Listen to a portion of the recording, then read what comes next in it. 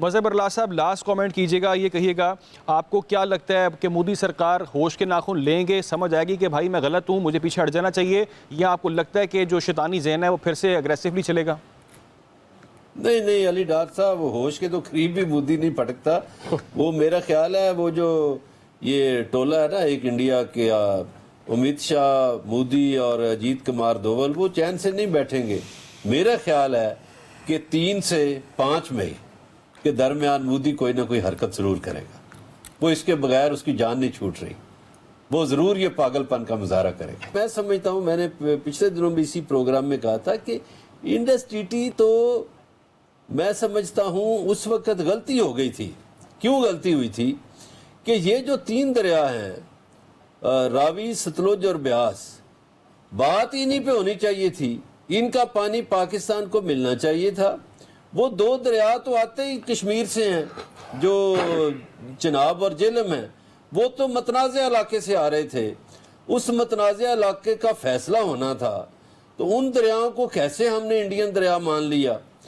یہ جو 3 دریا تھے ان پہ بات ہونی چاہیے تھی, ان کا پانی تقسیم ہونا چاہیے تھا. بالکل میں سمجھتا ہوں اگر انڈیا نہیں جاتا تو پاکستان کو بالکل سیکنڈ یہ جو معاہدہ ہے نا سندھ طاس, یہ دوبارہ کرنا چاہیے. اس میں یہ جو 3 دریا ہیں ان کے پانی پہ کلیم کرنا چاہیے, جو راوی, ستلج, بیاس ہیں.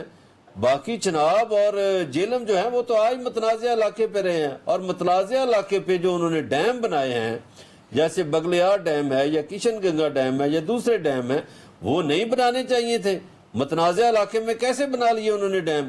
یہ تو مقدمہ ہمیں عالمی عدالت انصاف میں لے کر جانا چاہیے کہ متنازع علاقے میں انہوں نے اتنے بڑے بڑے ڈیم کیسے بنا لیے, اور پھر ان دریاؤں پہ جو سندھ طاس معاہدے کے تحت پاکستان کو دیے گئے تھے. تو میں سمجھتا ہوں کہ اس پہ انڈیا نہیں پاکستان کو دوبارہ جانا چاہیے کہ بھئی اس پہ دوبارہ معاہدہ ہو. وہ جو 3 دریا ہیں جن پہ دیکھیے انہوں نے بیاس اور ستلج کو اکٹھا کر کے بھاکھڑا ڈیم بنایا ہوا ہے اتنا بڑا, اور راوی پہ مادھوپور ڈیم بنایا ہوا ہے.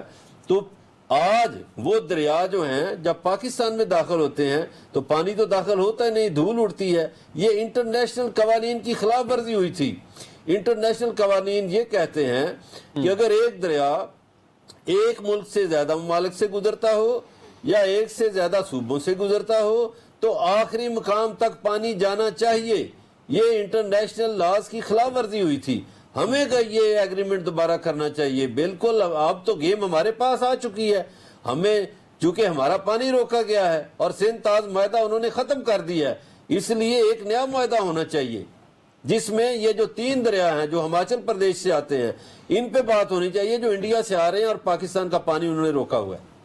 رائٹ.